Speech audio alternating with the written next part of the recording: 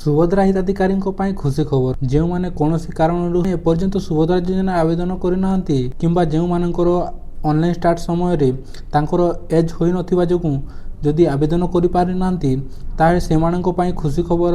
କାରଣ ବହୁତ ଶୀଘ୍ର ଏହି ଏପ୍ରିଲ 1 ତାରିଖ ଠାରୁ ପୁଣି ଥରେ ସୁଭଦ୍ରାର ନୂଆ ଆବେଦନ ପ୍ରକ୍ରିୟାଟା ଆରମ୍ଭ ହେବାକୁ ଯାଉଛି।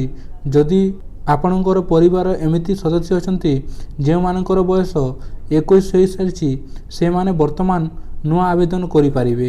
ଏହି 2026ରେ ନୂଆ ଆବେଦନ କରିବା ପାଇଁ ହେଲେ ତା'ର ଯୋଗ୍ୟତା ମାନଦଣ୍ଡ କ'ଣ, କେଉଁମାନେ ଏଥିରେ ପାଇବେ କେଉଁମାନେ ପାଇବେ ନାହିଁ, କ'ଣ ସବୁ ଡକୁମେଣ୍ଟ ଲାଗିବ, କେମିତି ଆପଣ ଆବେଦନ କରିବେ ସବୁକିଛି ଜାଣିବା ଏହି ଭିଡ଼ିଓରେ।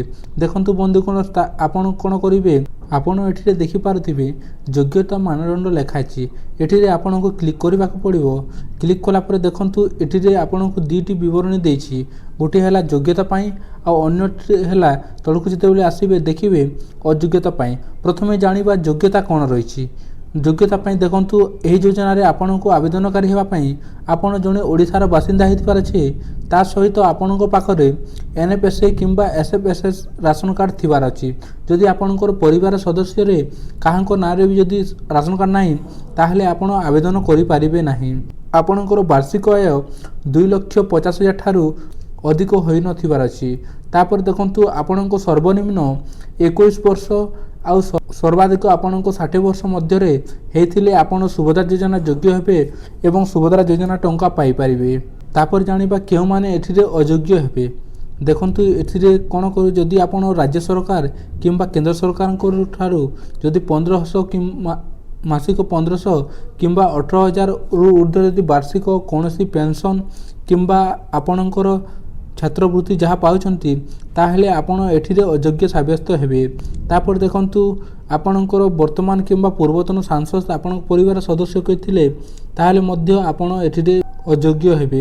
ତାପରେ ଦେଖନ୍ତୁ ଆପଣଙ୍କର ପରିବାର କୌଣସି ସଦସ୍ୟ ଯଦି ଆୟକର ମାନେ ଇନକମ୍ ଟ୍ୟାକ୍ସ ଦେଉଛନ୍ତି ତାହେଲେ ଆପଣ ଏଠିରେ ଆବେଦନ କଲେ ମଧ୍ୟ ଏଥିରେ ବାଦ ପଡ଼ିବେ।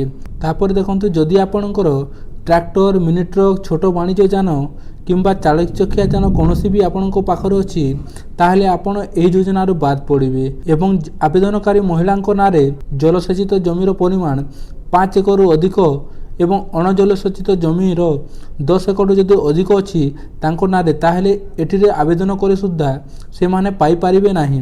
ତାପରେ ଦେଖନ୍ତୁ ଯଦି ତାଙ୍କ ପାଖରେ NFSA କିମ୍ବା SFSA ରାସନ କାର୍ଡ଼ ନାହିଁ ତାହେଲେ ସେ ଏହି ଯୋଜନାରୁ ବାଦ ପଡ଼ିବେ।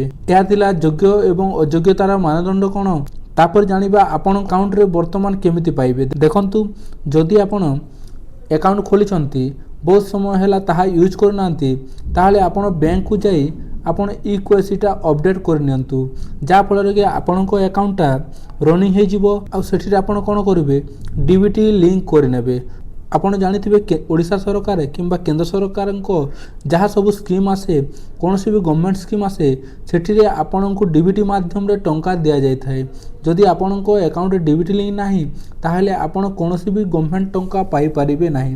ତେଣୁକରି ଆପଣ ଆପଣଙ୍କ ଆକାଉଣ୍ଟକୁ DBT ଲିଙ୍କ ମଧ୍ୟ କରିନିଅନ୍ତୁ। ଯେଉଁମାନେ ଆବେଦନ କରିପାରିନଥିଲେ କୌଣସି କାରଣରୁ ସେମାନେ ମଧ୍ୟ ଏହି ଏପ୍ରିଲ 1 ତାରିଖ ଠାରୁ ଆବେଦନ କରିପାରିବେ କିମ୍ବା ଯେଉଁମାନଙ୍କର ବୟସ ବର୍ତ୍ତମାନ 21 ହୋଇସାରିଛି ସେମାନେ ମଧ୍ୟ ଆବେଦନ କରିପାରିବେ। ଏବଂ ବାର୍ଷିକ ଯେଉଁ ସରକାରଙ୍କ ପକ୍ଷରୁ 10,000 ଟଙ୍କା ଦିଆଯାଏ ଯାହାକି 2ଟି କିସ୍ତିରେ ଦିଆଯାଏ। ଆପଣ ଜାଣିଥିବେ ପ୍ରଥମ କିସ୍ତିରେ 5,000 ଟଙ୍କା ଏବଂ ଦ୍ୱିତୀୟ କିସ୍ତିରେ ମଧ୍ୟ 5,000 ଟଙ୍କା ଦିଆଯାଇଥାଏ। ଆପଣଙ୍କ ନିକଟସ୍ଥ CSC କେନ୍ଦ୍ରକୁ ଯାଇକି ଆପଣ ଅଙ୍ଗନବାଡ଼ିଙ୍କ ଠାରୁ ଗୋଟେ ଫର୍ମ ନେଇକି ତାହା ଫିଲ୍ଅପ୍ କରିକି ଆପଣ ସୁଭଦ୍ରା ଯୋଜନାର ଆବେଦନ କରିପାରିବେ ଏହି ଏପ୍ରିଲ 1 ତାରିଖ ଠାରୁ। ଏହା ଥିଲା ସମ୍ପୂର୍ଣ୍ଣ ଅପଡ଼େଟ୍।